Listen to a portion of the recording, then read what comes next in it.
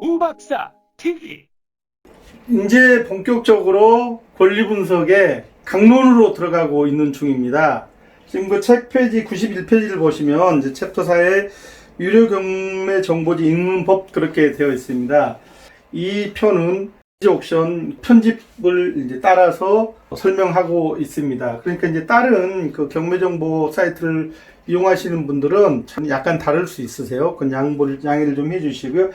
그래서 거기 첫 번째 1 여기를 보면 뭐라고 되어 있냐면 사건, 채권, 채무, 감정. 그러니까 사실 이제 줄여서 사건 번호, 채권자, 채무자, 감정 평가기간 이제 그렇게 보시면 되세요. 사건 번호가 11-11534 되어 있으면 이 물건은 여기 앞에 뭐가 생략되어 있냐면 여기 생략되어 있다. 2001 11-11534가 이제 이 경매 사건의 전체 사건 번호다 그렇게 보시면 되세요. 강좌에서 여러 번 말씀드렸지만 만약 이 아파트 물건을 검색을 해 보시면 요 정보 사건 번호를 입력을 하시면 검색을 할 수 있습니다.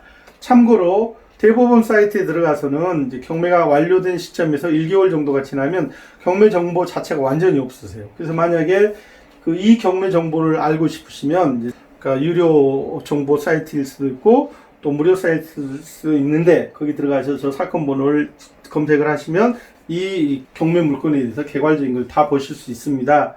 를 전제로 이제 말씀을 드리자 그 얘기세요. 첫 번째 칸에 보니까 이제 아파트입니다. 경매 목적물은 아파트입니다. 그 다음에 이제 신한은행이라고 되어 있어요. 이 경매 물건을 경매를 진행시킨 이제 그 채권자입니다. 그 다음에 이제 정미진 씨라고 되어 있는데 이 양반이 누구다? 채무자다. 이 부동산의 소유자일 수도 있고 보증인일 수도 있지만 어쨌든 이 부동산에 자기가 은행에서 돈을 빌렸든 아니면 제3자가 돈을 빌리는데 자기 부동산을 제공을 했든지 간에 정미진 씨는 소유자입니다. 그렇게 보시면 되세요. 그 다음에 이제 감정평가기관이 한국감정이라고 되어 있는데요. 이제 이거는 감정회사고 그 다음에 그 밑에 2015 5월 4일은 이 경매 물건을 감정한 날짜입니다. 그렇게 보시면 되세요. 그 다음에 이제 두 번째로 가서 보면 92페이지에 보면 이제 물건 내역, 주소, 면적사항, 특기란에 보면 이제 이 부동산에 이제 전반적인 것들이 쭉 이렇게 나와 있습니다. 여기서 객관적이고 개괄적인 그런 이제 내역들이 이제 쭉 나와 있으니까요.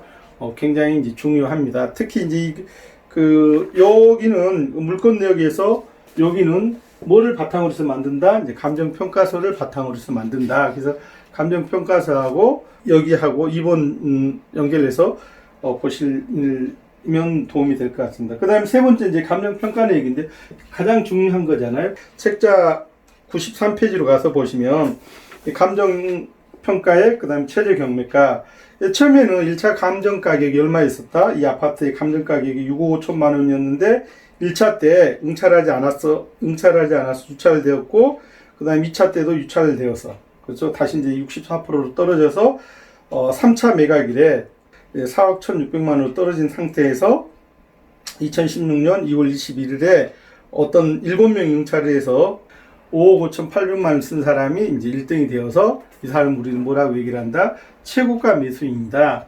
그러니까 편하게는 낙찰 받았습니다라고 얘기를 하지만 좀 더 정확한 표현은 최고가 매수인이 되었습니다. 그 다음에 이제 거기 4번에 보면 임대차 내역에 그 다음에 주민등록 현황, 그 다음에 금액.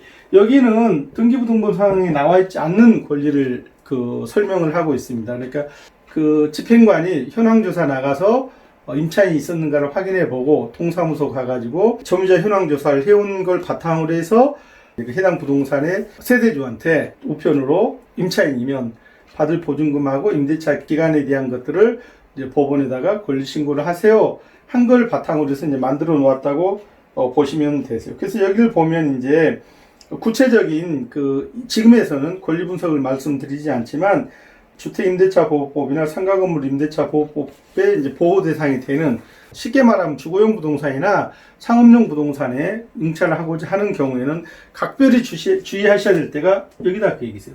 현황상 인수주의가 또는 이제 소재주의가 적용이 되는 데는 여기서 결판이 난다 그 얘기세요. 계약을 하고 있는 임차인이 여기서는 이제 3명 있는 걸로 그렇게 제가 이제 편집을 해놨다. 그래서 뒤로 가서 보시면 어떻게 되냐면 이제 먼저 임차인 1 김주희, 그 다음에 이제 전입일자가 2008년 10월.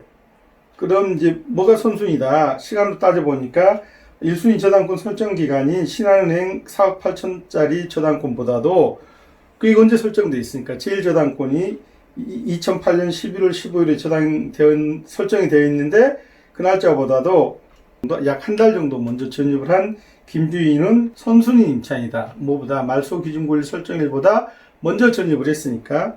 그 다음에 이제 박성현은 2009년에 전입을 했으니까 저당권 설정 일자는 2008년이니까 후순위고, 그 다음에 최정임도 마찬가지로 후순위다. 자, 그럼 다 이제 배당 요구를 했답니다. 꼭 기억하셔야 돼요. 선순위든 후순위든 배당 요구를 한 거하고 실제 경매가 끝나서 배당 받는 거하고는 다른 얘기다, 그 얘기세요.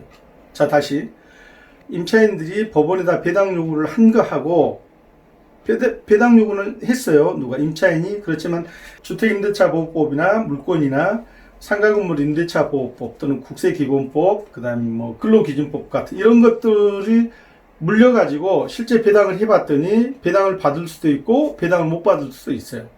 자, 다시 배당 요구를 하는 행위하고 임차인들이 실제 법원에서 배당 받는 거하고는 다른 이야기다, 그 얘기세요. 후순위 임차인, 여기서 말하는 박성현이나 최정님이 만약 배당을 못 받으면 이 두 사람은 대항력이 없으니까 낙찰자가 추가 부담 없이 명도하면 되겠지만 김에 대해서는 이야기가 좀 다르다. 그거는 뒤에 가서 세입자 분석, 권리 분석을 할 때 다시 말씀드리도록 하겠습니다.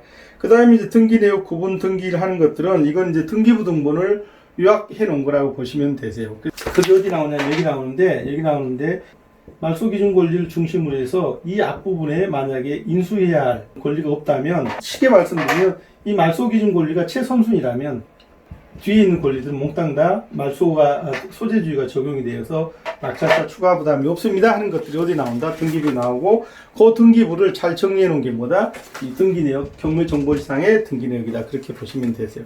그래서 이제 제일 저당권 2008년 11월 15일 4억 8천만 원, 이제 신한은행 보라미 지점이 4억 원 이제 융자를 해주고 120% 설정을 해서 이제 4억 8천 설정을 한 게 뭐다? 이 물건에서는 말소 기준 권리 구실을 한다. 그 다음에 제2저당권이 있고, 세 번째 95페이지 세 번째 가압류 2009년 2월 17일자 4억 200만 원 한국보증보험이 가압류가 되어 있습니다. 다 말소다, 그 다음에 2011년 2월 17일 날 역삼세무서가 압류되어 있습니다.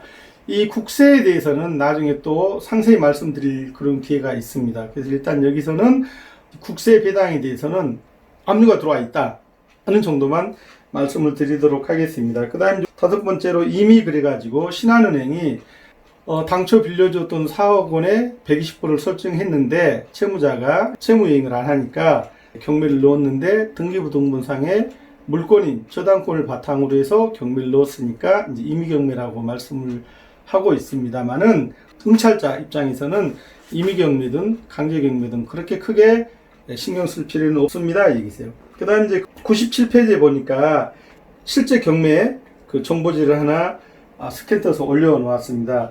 거기를 보니까 여기서 이제 하나 말씀드리면 앞부분에서 사건 번호하고 물건 번호를 말씀 좀 드렸었는데요. 그 97페이지를 잘 보면 그 위에 동부사계 2015-4 어쩌고저쩌고 4에 보면 그 물건 번호가 있어요. 보이시죠? 이 부분입니다. 그죠? 이 부분에 보면 물건 번호가 쭉 있는데 뭐라고 되어 있냐면 1번에서부터 6번까지 있으세요. 다세대 주택 한번 생각 한번 해보세요. 다세대 주택은 만약에 6가구가 있으면 6가구가 다 개별 부동산이잖아요. 이럴 때는 어떻게 하냐면 1번에서부터 6번까지 물건 번호를 붙여가지고, 만약에 내가 201호에 응찰하고 싶다면 201호가 만약에 물건 번호가 3번이라면 그러니까 사건 번호를 다 적고 가로 쳐진 데다가 3번 이렇게 꼭 물건 번호를 기재를 하셔야 됩니다. 주소도 있고 경매 종류도 있고 당초 경매 진행 가격도 있고 유찰돼서 최저 가격도 있고, 그 다음에 여기를 보시면 임차조사란에 세입자가 그렇게 있습니다. 뭐 보증금 1억 5,500입니다. 이렇게 좀 흐릿하게 보이는 것 같으세요. 그 다음에 등기 권리란 여기를 보시면 여기입니다. 여기를 보시면 1순위 저당권자가 하나은행 문정 로데오 지점입니다. 이런 것들이 경매 정보지의 기본적인 편집이다, 그 얘기세요. 그래서 여기가 사실은 경매의 모든 것을 담고 있습니다라고 말씀을 드려도 과한 얘기가 아니다, 그 얘기세요. 그래서 98페이지를 보면 직접 한번 연습해 보기, 이게 왜 중요하냐면 우리 선생님들이 관심 가진 물건을 실제로 법원에 가서 응찰을 안 하시더라도 98페이지 표를 굉장히 여러 번 자주 해보세요. 전에 평화리반 경매 강좌를 할 때는 이 부분을 굉장히 좀 훈련을 많이 시켰어요. 요번 주에 요 물건 하나 주고서 계속해서 응찰 가격 한번 써와 보세요 하고서 이제 경매가 낙찰이 되고 나면 얼마에 낙찰이 되었고 나는 몇 명 응찰할 거라고 생각을 했고 하는 것들에 대한 페이퍼상에서 연습을 하는 게 선생님들한테는 굉장히 도움이 많이 되세요. 그러니까 현재 경매가 진행되고 있는 물건을 실제 응찰을 안 하시더라도 이런 편을 만들어서 얼마에 몇 명 응찰했고 얼마에 응찰을 했고 낙찰가율 몇 프로 하는 것들을 계속 자기 파일로 좀 만들어 가시면 그리고 그것들이 이제 축적이 되면 실제 응찰을 하실 때 굉장히 유용하게 사용할 수 있습니다. 저는 그렇게 생각을 합니다. 사실 이제 처음 보실 때는 이 표 자체가 익숙치가 않으세요. 계속 여러 번 보시다 보면 익숙해지시는데요. 많이 보셔야 됩니다. 그래서 여기가 경매정보의 모든 것이 이 안에 다 수록이 되어 있다. 그렇게 보시면 틀린 말이 아닙니다. 감사합니다.